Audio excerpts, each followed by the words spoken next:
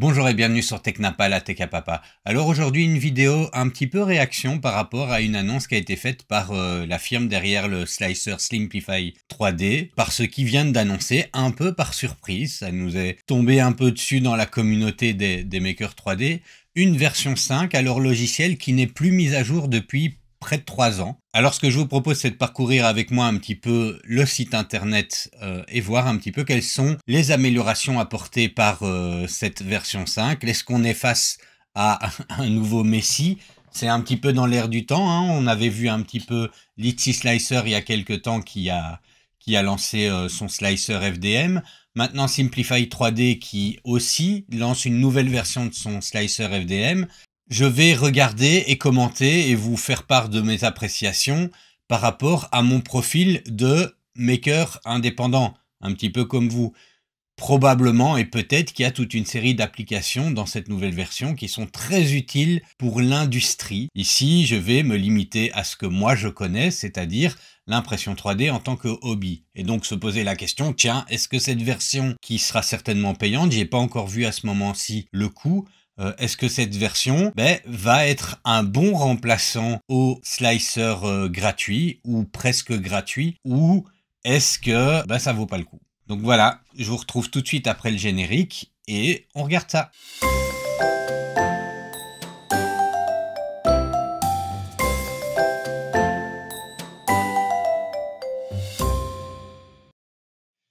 Donc voilà, comme je le disais, Simplify 3D vient d'annoncer leur V5.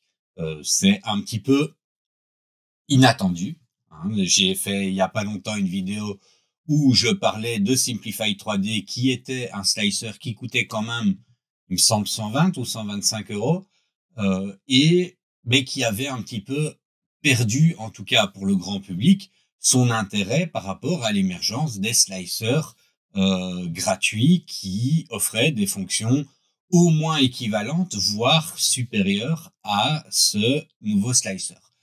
Alors, qu'est-ce qu'il nous annonce ici? Alors, désolé, il n'y a pas de page en français, ou en tout cas, j'en ai pas trouvé, et je vais pas vous faire l'affront de la traduction automatique. Alors, qu'est-ce qu'il nous annonce?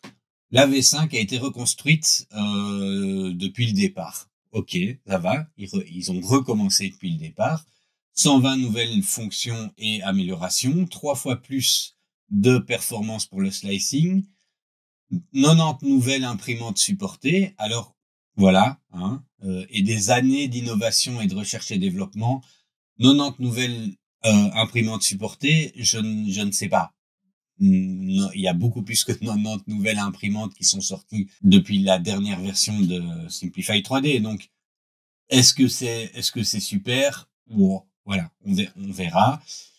Donc, ils annoncent une génération de découpage puissante et donc leur moteur de découpage Next Generation dans la version 5 permet d'aller bien au-delà des choses pour produire des impressions plus fortes, plus rapides et moins chères. Ils ont pris des dizaines d'années d'expérience dans la fabrication additive. Enfin, voilà. Donc, ils s'y connaissent dans leur domaine, hein, je ne dis pas le contraire. Et ils ont apporté toute cette innovation dans cette nouvelle version. Alors ici, des auteurs de couches adaptatives, c'est super, mais ça existe déjà par ailleurs dans les autres slicers gratuits. Que ce soit via des plugins ou que ce soit intégré dedans, c'est quelque chose qui existe déjà. Donc, mais c'est super. Alors, des patterns pour le remplissage 3D, c'est aussi génial. Et cette base dans Cura et dans tous les autres. Une meilleure gestion des coutures, là encore, j'ai envie de dire, alors, moi ça m'amuse toujours quand on montre, hein. Si on regarde la version 4, ça avait l'air d'être une grosse merde, c'était ignoble. Oui, non. Il y avait déjà moyen avec la version 4 de faire quelque chose de plus beau que ça. Alors ici, maintenant, ils ont quelque chose qui fait que on cache les coutures tout de suite. Je vais voir si je peux faire le test avec vous, c'est-à-dire que je n'ai pas, on va peut-être regarder ça tout de suite, en fait, voir les prix, parce que j'ai une licence que j'ai payée à l'époque pour la version 4. Alors, quels sont les prix? Waouh, 200 euros. Enfin, 200 $, mais j'imagine que Si vous me regardez en Europe avec la conversion euro-dollar, ce sera pas loin d'être ce prix-là. Alors ici, bon, ils ont mis 20 features de moins, hein, enfin, soyons pas méchants. Ils annoncent une centaine de fonctionnalités supplémentaires. Ils en annoncent 120 de plus par rapport à la version 4 dans la page d'avant. Donc voilà. Donc 200 € pour un slicer. Il faut voir si dans les 120 fonctionnalités, vous, en tant que maker, vous avez vraiment besoin des fonctionnalités qui n'existeraient pas dans un slicer gratuit, personnalisable via plugin comme Prusa Slicer ou Super Slicer ou Cura, ou pas personnalisable mais moins cher, donc comme Litchi Slicer par exemple. Alors ici, je pense qu'il s'agit d'une licence perpétuelle. Litchi Slicer, c'est une licence annuelle. C'est-à-dire, il va vous falloir 6 ans de Litchi Slicer pour avoir rentabilisé une licence de Simplify 3D. Bon, à voir si c'est intéressant. Alors, imaginons, moi, j'ai ma licence de version 4. Bon, ici, ils me disent pas le prix. Je vais revenir en arrière. Ils me disent pas le prix. Ils ne le mettent pas en avant tout de suite. Donc, à mon avis, donc mettre à jour de la version 4 à la version 5 ou acheter la require. Donc, c'est pas automatique. Donc, il y a un paiement à faire. Si vous avez la version 4, vous devrez payer pour avoir la version 5. Oui, on fait ça. Des fois, d'autres éditeurs ne le font pas. Bon, ici, ils annoncent pas clairement le prix d'une mise à jour. Donc me voilà de retour, j'ai vérifié et le prix de la mise à jour, si vous possédez la version 4, vous pouvez avoir une réduction temporaire de 10 $, donc vous devrez payer uniquement 69 $ au lieu de 79 $ pour mettre à jour votre version. Ça fait mal au ventre. Hein. Moi, je ne pourrais pas vous montrer le logiciel dans sa version 5 parce que il est hors de question à ce stade que je paye encore sur les 122 € que j'avais payé, encore une soixantaine ou une septantaine d'euros. Je dirais peut-être pas la même chose si j'avais une activité industrielle et qu'il s'agissait pour moi de rentabiliser et que le logiciel me permettait de gagner énormément de temps et d'argent par des process de rentabilité. Voilà. Ici, en tant que maker, j'estime pas personnellement que c'est le cas.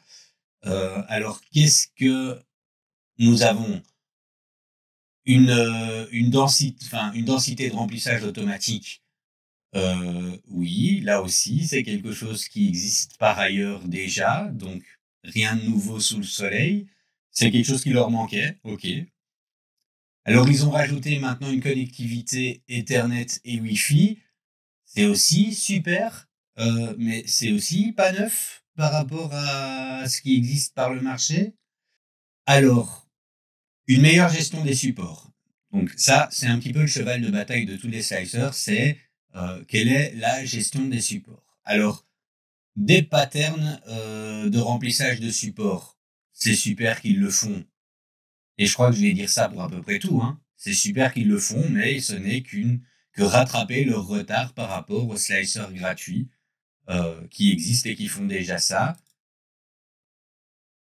Alors ici, une customisation un peu plus importante pour avoir plus de contrôle sur les options de densité, d'impression, de taille et de séquence. Je pourrais pas voir comment c'est mis en forme dans le logiciel. C'est quelque chose que j'ai déjà pu voir dans d'autres slicers gratuits. Peut-être pas toujours bien abouti. Ici, si c'est simple et évident et ça peut être une valeur ajoutée, peut-être que ceci est encore, voilà, la vitesse de support, ça existe déjà. Enfin, ok. Et des formes de support personnalisées. Je réfléchis pour voir. On n'est pas ici dans les supports de type arbre, hein, attention. Alors, si vous suivez un peu ma chaîne, vous savez que je suis amoureux des supports de type arbre. On n'est pas ici dans des supports de type arbre. Mais d'ailleurs, est-ce qu'ils ont des supports de type arbre? Parce que ça, pour moi, c'est clairement par exemple, Litchi Slicer, pour moi, ne sera pas une alternative tant qu'il n'y aura pas des supports de type arbre. Ils le feront peut-être, je ne sais pas. Mais tant qu'ils l'auront pas, ce sera pas, ou de type arbre ou organique. Prusa Slicer vient d'annoncer qu'avant la fin de l'année, ce sera intégré et c'est en cours sur leur bêta. Ici, à ce niveau-ci, ben, ils en parlent pas. C'est en tout cas pas clairement mis en avant. Alors, je reviens, hein, entre-temps, j'ai été vérifié, il n'y a pas de support de type arbre dans Simplify 3D pour le moment. Donc, alors ici, une meilleure prévisualisation détaillée des constructions. Ça, c'est une fois le découpage fait, on peut un petit peu voir comment est-ce que le slicer va interpréter ou où est-ce qu'il va mettre des supports, quelles sont les tailles des paramètres, à quel niveau, enfin, comment et à quelle vitesse il va imprimer les choses. Tout ça sont des analyses détaillées. Si vous êtes un grand débutant, je pense que vous n'allez jamais vraiment y faire attention. Si vous êtes un petit peu plus avancé, eh ben, c'est bien que vous commenciez à y faire attention. J'ai envie de dire, c'est quelque chose qui existe déjà. Alors, je ne sais pas si ici c'est beaucoup plus détaillé, mais c'est quelque chose qui existe déjà dans les autres logiciels cités, hein, comme Cura et compagnie. Je peux pas faire un test pour voir si l'estimation du temps d'impression est plus précise que ce qu'il peut y avoir dans d'autres logiciels. Bon, voilà. Alors, une amélioration des contrôles 3D avec notamment le support des souris 3D. Regardons un petit peu ce qu'ils nous disent là.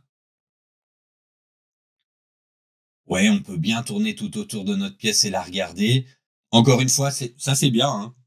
C'est bien. Encore une fois, je pense que ceux qui utilisent des souris 3D et ce genre de périphériques d'entrée, ben c'est pas les débutants ou ou les makers un petit peu motivés. C'est les designers, les ingénieurs et autres professionnels de l'industrie 3D. Donc je ne me positionne pas pour eux. Je donne simplement ici mon opinion en tant que particulier qui aime bien faire un peu d'impression 3D avec peut-être des petites connaissances avancées qui fait que je pourrais avoir envie d'utiliser un slicer plus performant que les offres grand public et gratuites qu'on peut retrouver.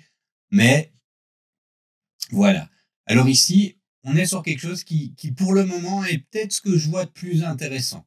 Des périmètres courts, un contrôle du flux et des fonctionnalités pour des petits renforcements.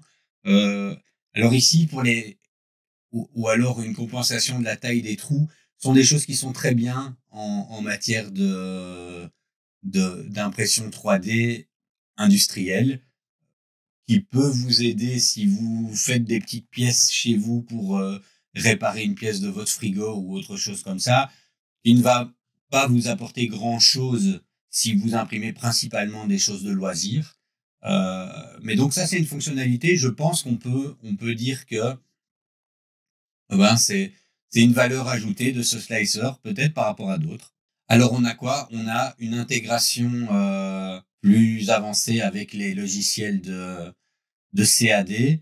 Alors ici de quoi? Ici Fusion 360, SolidWorks, Blender, Onshape. Je ne sais pas si c'est uniquement ceux-là. Par exemple, il n'y a pas Shaper 3D qui pour moi est un des logiciels maintenant qui change la donne alors pour les professionnels, j'en sais rien, mais en tout cas pour les motivés qui font un petit peu de modélisation paramétrique, Shaper 3D, c'est ce que j'utilise maintenant au lieu de Fusion 360 et c'est vraiment super. Donc alors voilà, il peut y avoir une mise à jour automatique entre les deux logiciels. Ça, c'est encore une fois fonctionnalité qui peut être très intéressante, mais peut-être pas pour le maker motivé. Alors, une réparation automatique des mèches. Donc voilà, apparemment dans la version 4, il savait rien faire. Dans la version 5, il fait tout génial. Ok. C'est pas l'expérience que j'avais de la version 4. Il y avait déjà moyen d'avoir une réparation automatique assez intéressante. Mais bon, hein, on va leur faire confiance sur ce coup-là. De plus grande performance, ça, ok. Moi, je trouvais déjà que la version 4 était un des plus performants. Et c'était pour moi une des valeurs ajoutées. C'est que quand on faisait des grosses impressions avec beaucoup, beaucoup, beaucoup de découpage, eh ben, je trouvais que par rapport à Cura, qui était un peu une usine à gaz, ben, ça allait mieux. Ça allait plus vite. Alors ici, une prise en charge de diverses configurations d'extrudeurs, notamment la double extrusion ou autre, des extrudeurs 3 en 1, je suppose, qui parlent de choses qui permettent, voilà, ici, d'imprimer 3 couleurs en même temps. Alors là, ici, ils font les 3 couleurs en même temps. Il ne s'agit pas d'extrudeurs indépendants. Bon, j'imagine qu'il fait, voilà, il fonctionne aussi avec les extrudeurs indépendants. Ok, ça c'est très bien. Hein, c'est encore une mise à jour qui était bienvenue par rapport à l'ancienne version, mais qui existe par ailleurs pour les autres slicers. Alors, il facilite la multi-extrusion, ok, donc on peut faire nos couleurs, j'imagine, un peu facilement. Ce qui parle ici, c'est qu'il peut faire des tours de purge, voilà, qui sont plus efficientes pour perdre moins de temps et de matériel. Ça, c'est intéressant parce que c'est vrai que dans l'impression multicouleur, la tour de purge, c'est quelque chose qui peut être problématique parce qu'on perd effectivement beaucoup de temps et beaucoup de matériel. Je ne peux pas le tester, mais ça, voilà, c'est quelque chose. Si c'est intéressant pour vous, c'est un point qui peut être intéressant. Alors, des configurations précalibrées pour 90 imprimantes. Ok, super. Si on regarde, je vais taper la mienne. Hop. Hurrah! Elle est supportée. C'est cool. Donc, au moins, voilà. Ça c'est bien. Bon, quelles sont celles qui sont... j'imagine que celle-là, qui est quand même vachement utilisée, elle l'est aussi. Allez. Une autre qui est utilisée régulièrement. Ouais, elle est supportée. Bon. Apparemment, voilà, j'étais peut-être un petit peu de mauvaise langue au début. C'est vrai qu'il y a beaucoup de modèles qui sont sortis depuis la dernière mise à jour. Ils ont l'air d'avoir cherché, en tout cas, les modèles. Je parle pour les modèles grand public qui sont les plus utilisés. Alors, je vais regarder pour la Bambu Lab, même si je pense que elle doit arriver chez moi, la Bambu Lab, maintenant.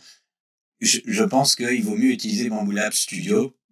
Il paraît que, de ce que j'ai vu, le logiciel est très bien fait et voilà, mais est-ce qu'elle prendrait en charge la Bambu Lab?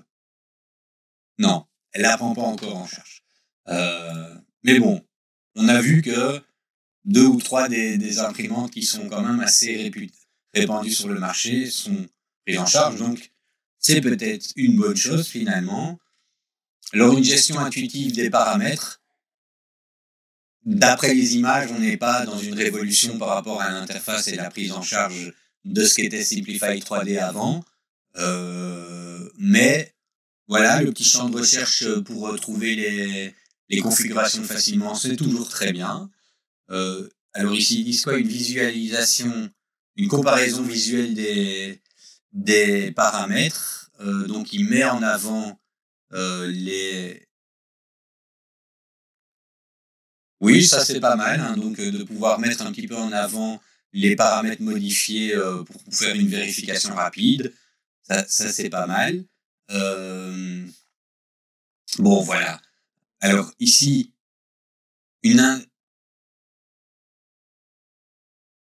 alors ici, Empowering User Interface. Donc l'interface de la version 5 a été améliorée avec un focus sur l'efficacité. Il y a des raccourcis paramétrables. Enfin, voilà. Et on a même un mode sombre apparemment. C'est génial. Moi, j'utilise jamais les modes sombres, mais je comprends qu'on puisse apprécier ça. Donc, voilà les menus contextuels. Bon, à voir, moi je pourrais pas l'essayer. Et maintenant, c'est tout ce qu'ils ont mis en avant. Alors, je ne sais pas si on sait voir quelque part une vue vraiment détaillée. Ça ici, c'est juste sur Simplify 3D de manière générale. Ils ont pas l'air d'avoir sorti une liste. Bon, si c'est tout ça les améliorations, à première vue, c'est en tout cas ce qu'ils nous mettent en avant.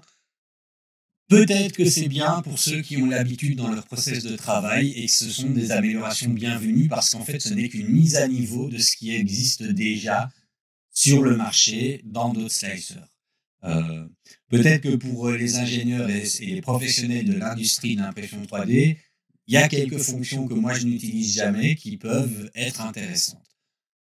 Par contre, alors ça va être un petit peu ma conclusion de cette vidéo, je ne crois pas, au vu du prix et au vu du peu d'améliorations qui se démarquent des autres slicers, que ce soit une alternative aujourd'hui, en 2022, début 2023, pour les makers motivés ou débutants dans l'impression 3D. C'est cher et extrêmement cher.